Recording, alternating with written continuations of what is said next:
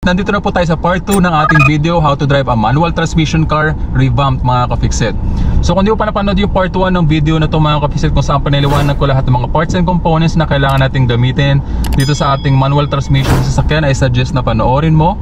Pero kung alam mo na yung mga information tungkol sa video na yun mga ka-fixit, ito, tuloy-tuloy mo na panoorin itong part 2 video na to, dahil dito ibubuhos ko lahat ng aking knowledge sa'yo. Babahagi ko sa iyo lahat ng yan para mapaandar mo ng maayos yung iyong manual transmission na sasakyan. Okay? So bago pa tayo mag-start mga ka-fixit, siguraduhin na naka-seatbelt lahat ng sakay ng iyong sasakyan. Ako si-seatbelt ko rin to, itong mga bag ko, para hindi ito makasagabal mamaya sa ating pagpapractice ng pagmamaneho. Ganun din gawin mo mga ka-fixit. Anything na makakasagabal sa iyo, makakadistract sa iyo sa iyong pagmamaneho or pag-aaral magmaneho sa iyong sasakyan, siguraduhin mo na naka-fasten and secure lahat yan. So mag-seatbelt din tayo mga ka-fixit. So considering na properly adjusted ka na sa iyong position, sa iyong sasakyan, sa iyong seating position, properly adjusted lahat ng mga door mirrors, rear view mirrors, and komportable ka na sa iyong pagkakaupo, you're wearing comfortable clothes, you're wearing comfortable shoes. So let's get right into it mga ka-fixit. Siguraduhin mo mga ka-fixit na bago mo pa i-start yung iyong engine, dapat naka-neutral yung iyong transmission. Okay? So paano ba malalaman na naka-neutral yung iyong transmission mga ka-fixit, no?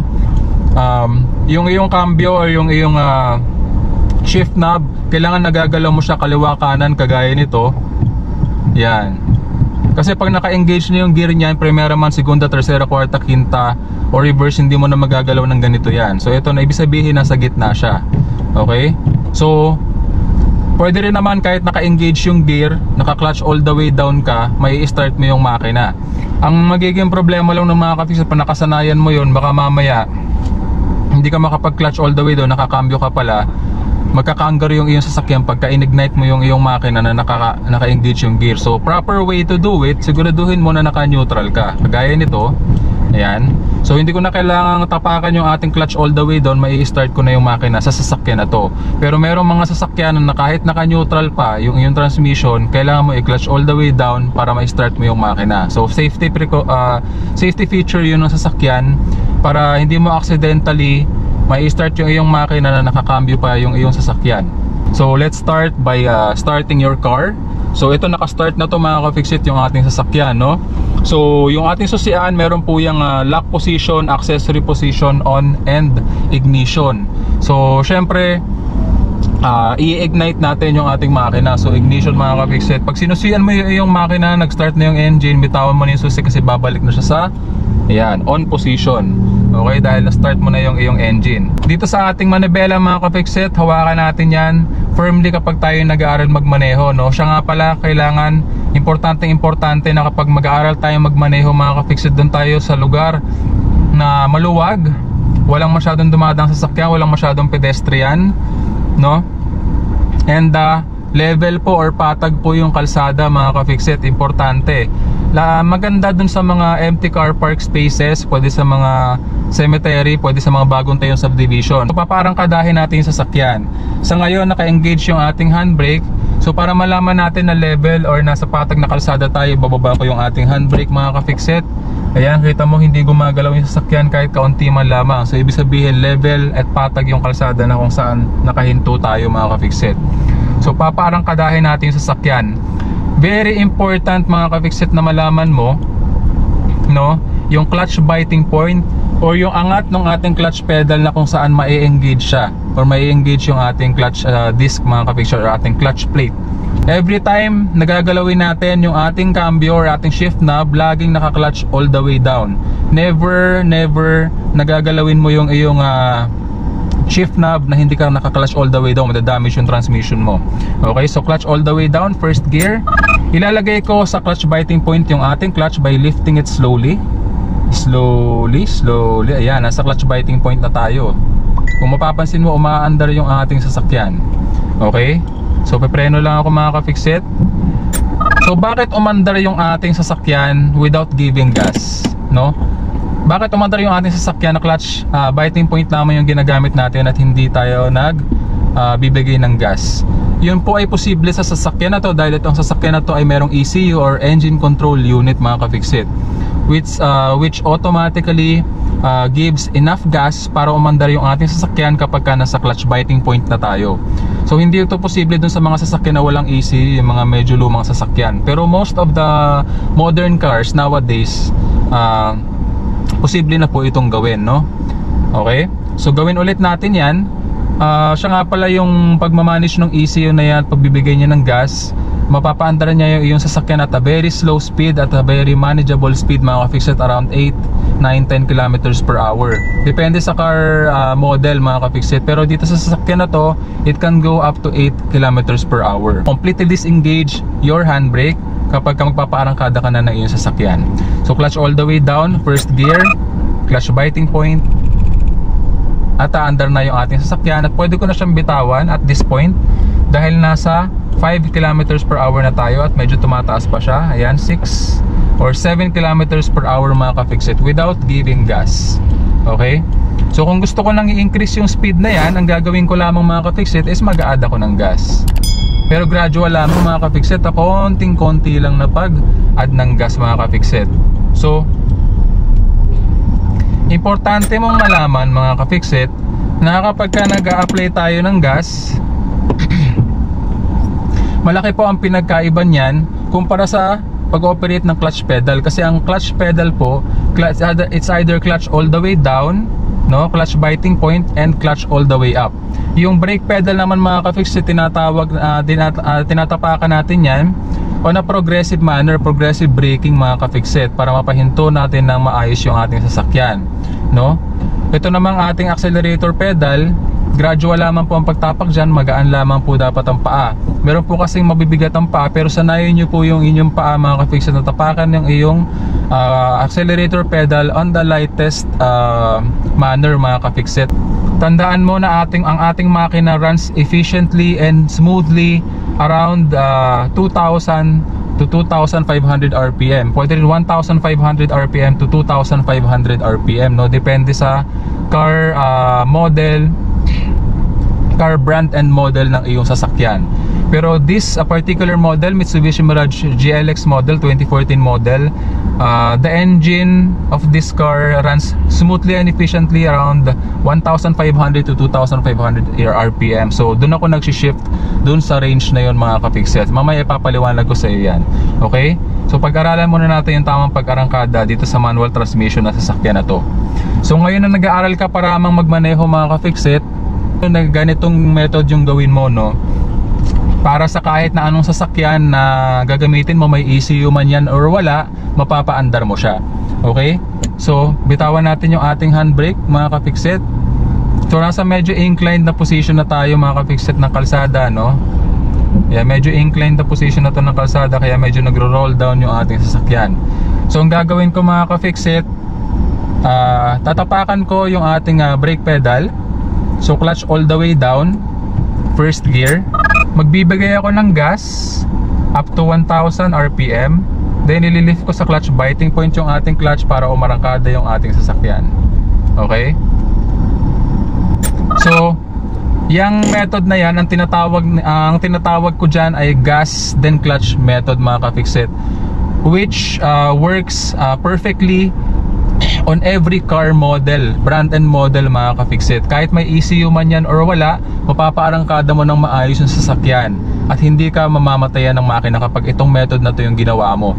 Bakit? Kasi nagbibigay muna tayo ng gas bago natin i-lift sa clutch biting point yung ating clutch. Pinapakapal natin yung biting point, mga ka-fix it. Kaya sumobra man tayo ng kaunti or lumalim ng kaunti, basta nandun tayo sa range nung clutch biting point na yun, hindi tayo mamamatayan ng makina. Okay? So gawin ulit natin yan. Clutch all the way down, baba lang natin yung ating handbrake at tapakan natin yung ating foot brake. Engage natin yung ating transmission sa first gear. Bibigay ako ng gas up to 1,000 RPM, then clutch to the biting point para umarangkada yung sasakyan. Then kapag ang speed ng sasakyan is up to 10 kilometers per hour na, pwede ko nang bitawan yung ating clutch all the way up. At itutuloy-tuloy ko lamang yung pagbibigay natin ng ating gas or accelerator pedal. Pagtapak sa ating accelerator pedal para tuloy-tuloy na makapagbigay ng gas sa ating makina at makapag-produce siya ng enough RPM para umandar smoothly yung ating sasakyan. So kung mapapansin ninyo, nasa 1,800 RPM tayo ngayon. at around 11 or 12 kilometers per hour mga ka-fixit yung takbo ng ating sasakyan, which increased to 15 kilometers per hour dahil ang dinadaanan natin kalsada ngayon is a downhill na kalsada. Medyo downhill na kalsada ito mga ka-fixit. Okay? So i-steer lang natin yung ating manubela. Ayan, on a smooth manner mga ka-fixit.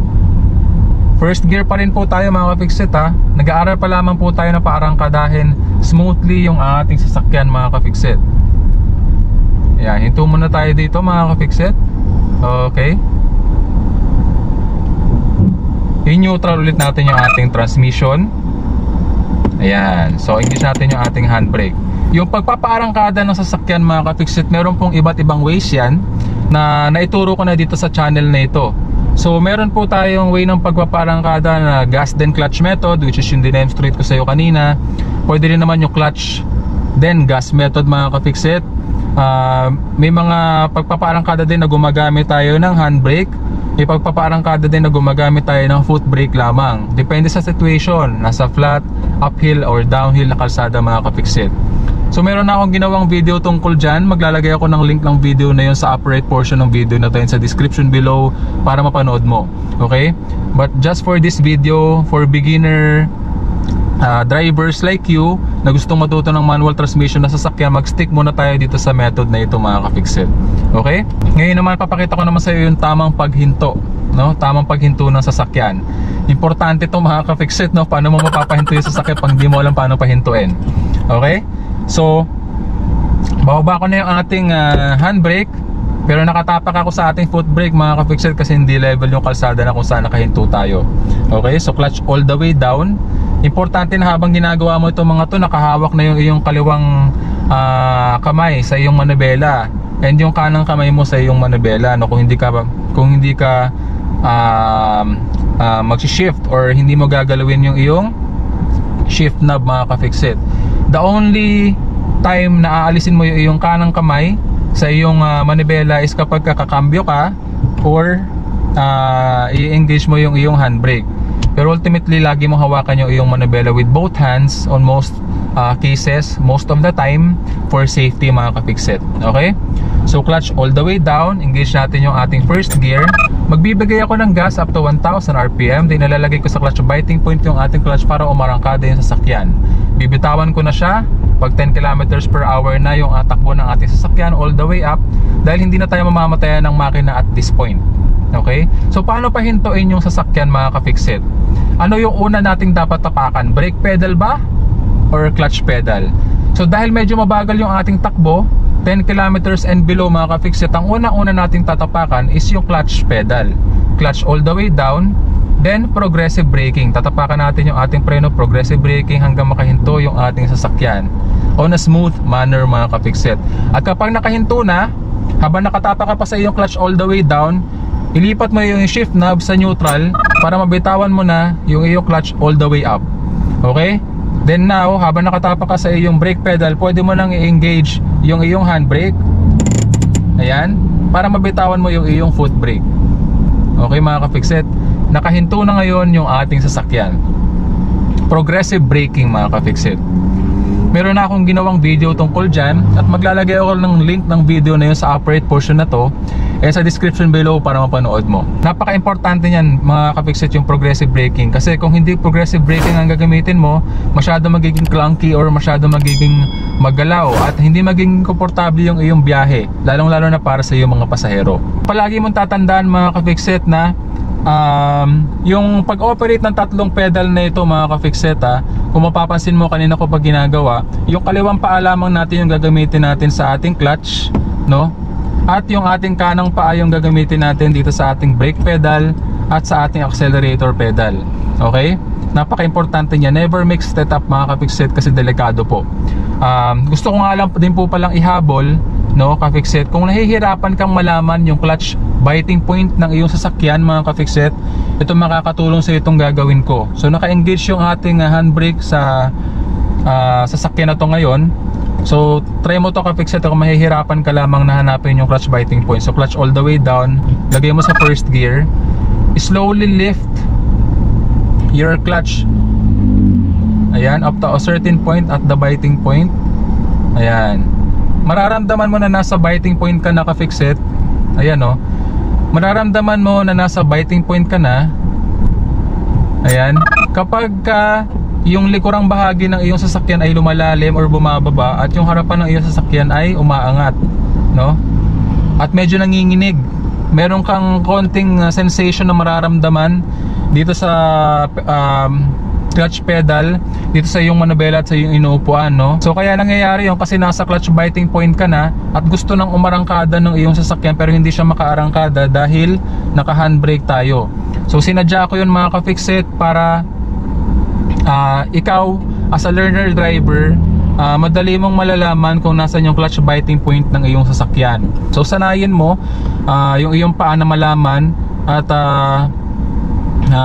magiging muscle memory yan ng iyong brain, magiging reflex action yan yung iyong katawan at malalaman mo na kung hanggang saan yung angat ng iyong clutch para ma-engage yung iyong transmission. Okay? So kaya na nag-work that way mga ka-fixit kasi yung power na pinoproduce ng ating makina at a certain RPM, kapag nilagay mo na sa clutch biting point yung iyong clutch, may engage na yung ating transmission at magpo-flow na yung power from the engine to the transmission papunta sa wheels ng ating sasakyan para umarangkada yung ating sasakyan. Ituturo ko naman sa iyo ngayon yung tamang pag-shift. So clutch all the way down tayo mga ka-fixit.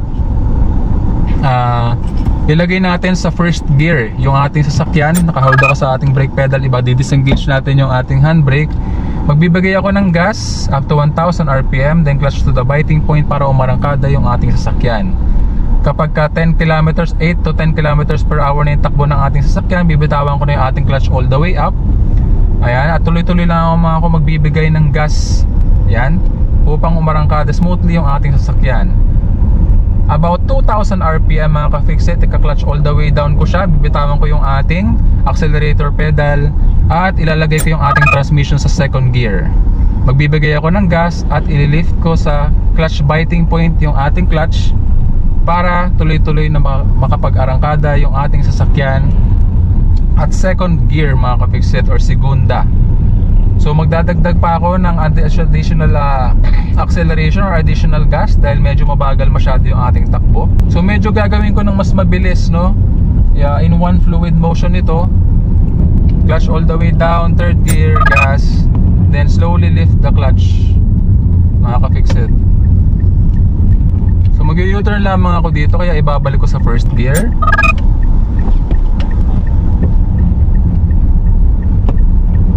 Yan. So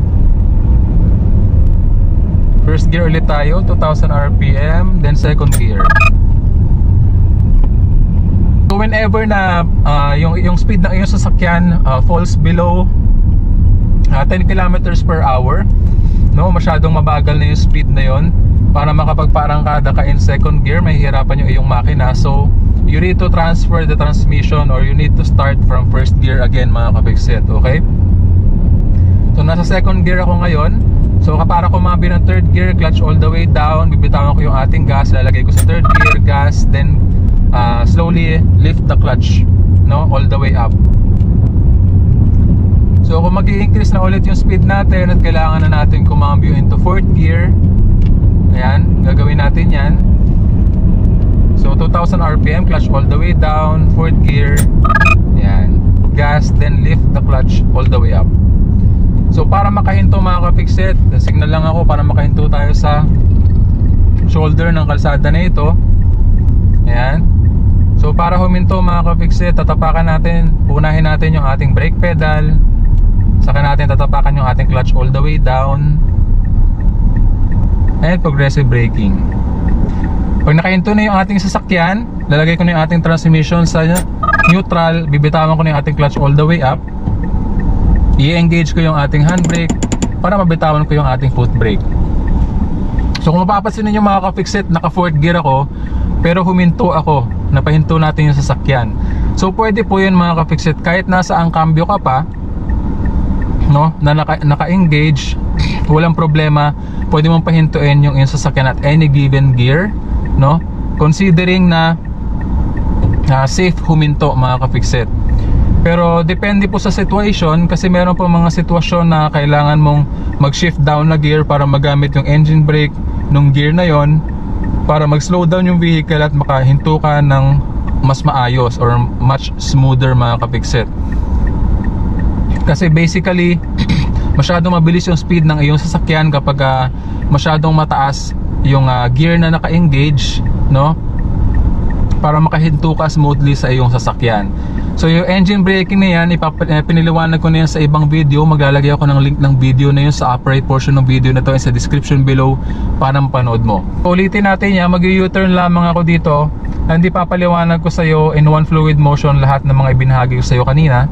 So mag-U-turn lamang ako dito, no? Nakasignal na ako. So takatapakan ko na yung ating brake pedal, i-disengage ko yung ating handbrake, clutch all the way down, first gear, gas up to 1,000 RPM, 1,500 RPM, then clutch to the biting point para umarangkada ang ating sasakyan. Pero hinto muna ako dahil merong bike. Okay, nakalampas na sila. Itutuloy ko na yung ating pag-U-turn.